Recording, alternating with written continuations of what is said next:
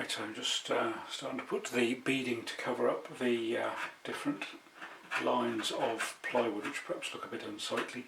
So I'm putting this moulding on the side, on the edge here, which I've put on with, I'm trying to put on with one of these glues, but with the moulding being quite twisty and turny and bent, I find it a bit difficult to hold it in position without putting tape or something on it. So I'm going to go back to my old-fashioned method, which is to use panel pins. These are about 25mm long or a little bit more, and what I do is I put one of the panel pins into the end of the little battery drill, do it up nice and tight with the pointy end sticking out, and then what I do is I drill into the batten. We'll go about a couple of inches or 50mm in from the end of the board, and then we just treat the panel pin like an ordinary little drill bit, but like that. And then the beauty of that is that you can put your panel pin in to your little hole, pointy end in first, and then get the hammer, which is disappeared again, and then you knock it through without splitting the wood, get it into the position so that it doesn't sort of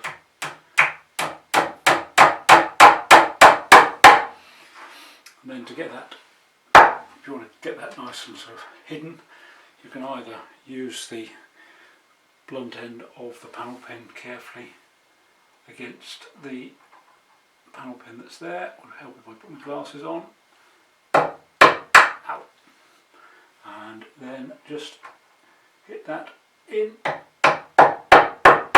It's just recessed. Then you can fill that with a little bit of filler if you want to.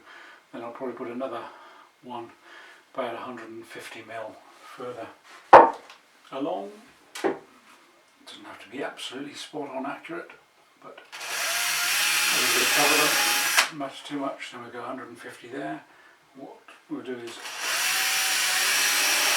with this method, unlike the glue, at least you can go along gradually and push the beading back up into the right position for the edge of your woodwork.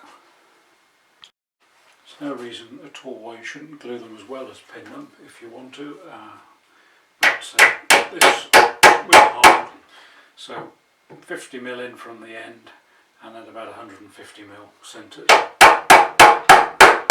Knock them back in, and then either use the end of a little panel pin to knock them just in slightly, the heads in slightly, or if you've got a hole punch, tiny wee little hole punch, just use that to knock them in just tiny wee little bit. Any glue that protrudes, best to sort of wipe that off and with a damp cloth or white spirit, depending on what you're using, straight away, so it doesn't show up. But hopefully you'll agree that that makes a nice neat edge. Avoid using any rusty nails because it doesn't really create a very nice effect, and it'll start to mark the wood. So this time I'm going to put the beading on, and I'm not going to glue it, I'm just going to nail it on with little panel pins. So the key to it is to carefully measure it.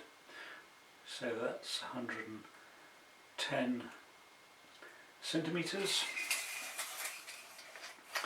And then we're going to just cut that off with the moulding or beading off with a little, like a little junior hacksaw, because then it's with the finer teeth you'll get a much better finish, and it'll save having to sand down too much of the end of the beading.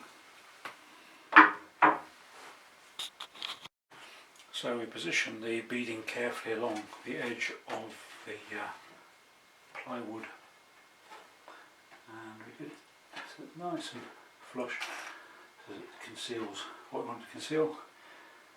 About 50mm in. And we do another one,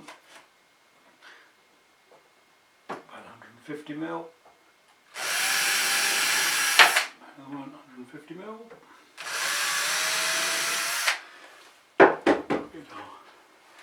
Nice, clean, shiny nail, panel pin.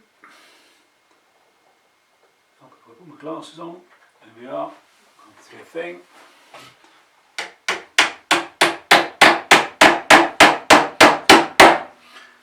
And we just continue that along, making sure that the edge, particularly the top edge is the critical one, is level with the top edge of the shelf, because then you won't keep catching your clothes or containers or fingers on it. And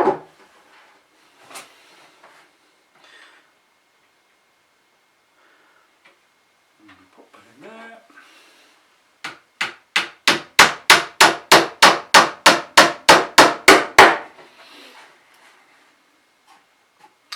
Then hopefully that makes a nice finish. You can either then paint over it, or hopefully in this case I shall varnish it.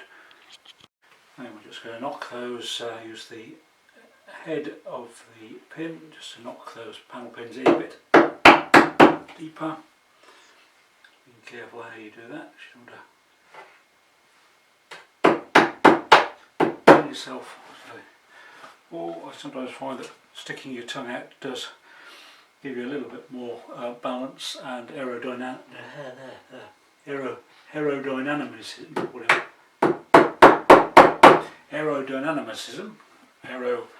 whatever. So feel free to put your tongue out slightly, because it will keep you in balance and keep you aerodynamic. If you're fortunate enough to have either a hole punch or somebody who can lend you a hole punch, just to use a hole punch with a small head on it, just about the same sort of size as the panel pin, and you can knock them in by a couple of mil, maybe 3 mil, and then fill it with filler. If it's any good filler will do. If you're going to paint it with paint, but if you're going to use, if you're going to varnish it, then the best way is to varnish it first, or the first coat of varnish first, and then put the wood filler in to the little areas, and then sand it down and then varnish it again, because that way then you won't stain the wood with the wood filler.